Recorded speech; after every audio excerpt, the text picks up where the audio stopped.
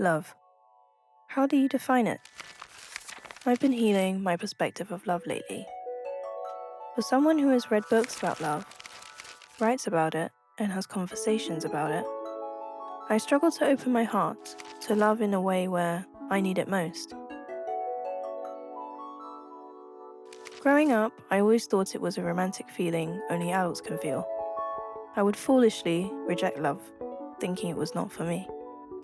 The notion of love had me confused. Currently, I've been questioning it a lot, eager to heal parts of me that wishes to love better. Who reminds me of love? What does love look like in my memories? How can I be better at loving? I turn to dear friends who remind me of love. I ask them to recall nostalgic memories in their dearest relationships, in hopes that it reminds me of how love shows up in our lives. And I hope it reminds you too.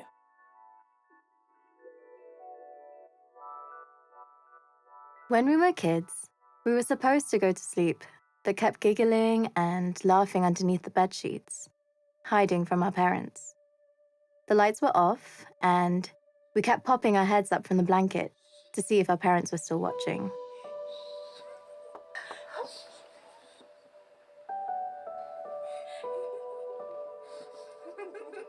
The love we share feels like cartwheeling in the park on a warm summer's afternoon, laughing and screaming as you get lifted higher and higher on a swing. It felt fun and silly and free, a pure moment of unbridled joy.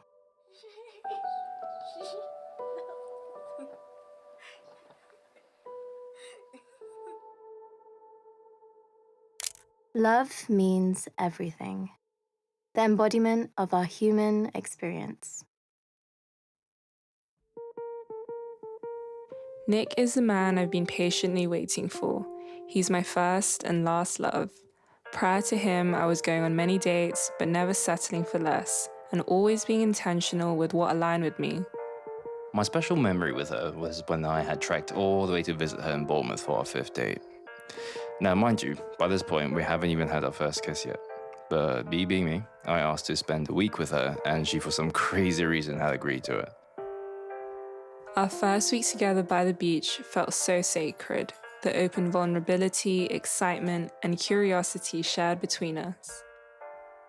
It may sound absurd, but when she cooked adobo for me for the first time, I got this huge rush of warmth that surged from my belly, through my heart, all the way to the top of my head.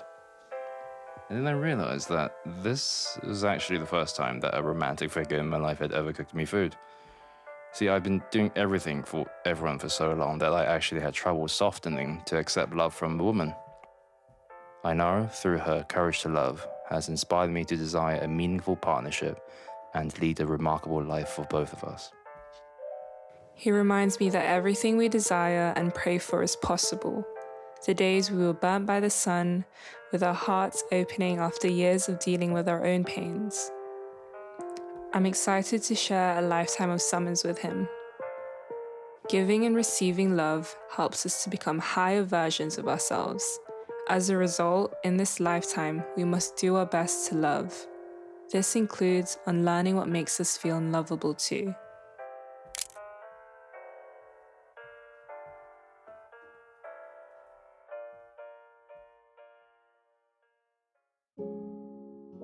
So, I was 5 years old playing alone outside the DVD store my mother worked at, and I saw an injured pigeon on the side of the street.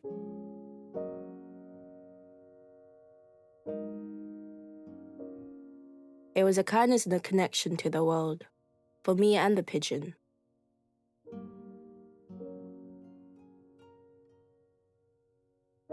Fast forward, I'm 23 years old, living alone at the time, and I saw a manky orange cat outside my window. I took them in, fed them, nursed them, and then they grew and grew. Until one night, they cuddled by my side and cried, leaking on my bed. They gave birth in front of me. I took care of her and her kittens. It was a kindness and a connection to the world, for me and for her. My little kitten. Animalistic and simplistic if you think about it. Hey, maybe this isn't love. Maybe this is pure survival. But I ain't never seen another animal let me smush their face and rub their belly like my little kitten. And if I ever doubt if I'm hard to love or difficult to trust, I look down at the purring kitten in my arms, son of the stray cat that wandered into my yard. Throughout this process, I got to see my friends open their hearts to me, a time capsule into their past and their future. It makes me feel grateful to have a healthier vision of love in front of me. I've had my fair share of foolishness that was supposedly love. I'm still learning to be patient because we're all learning to love too. A bowl of sliced fruit after an argument is love. A text asking if I'm home safe is love. And another chance at friendship is love. Once we nourish ourselves with it, it will enhance our lives.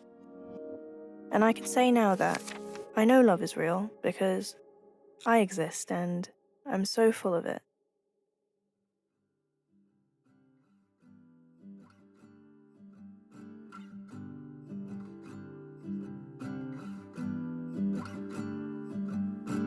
Da, da, da, da, da, da, da.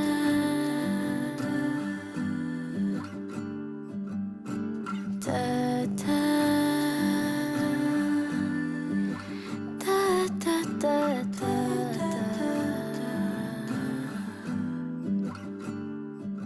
She waits for me, calling me softly. I think of her early in the morning when the light falls on my skin, and I'm still dreaming of us dancing, of us dancing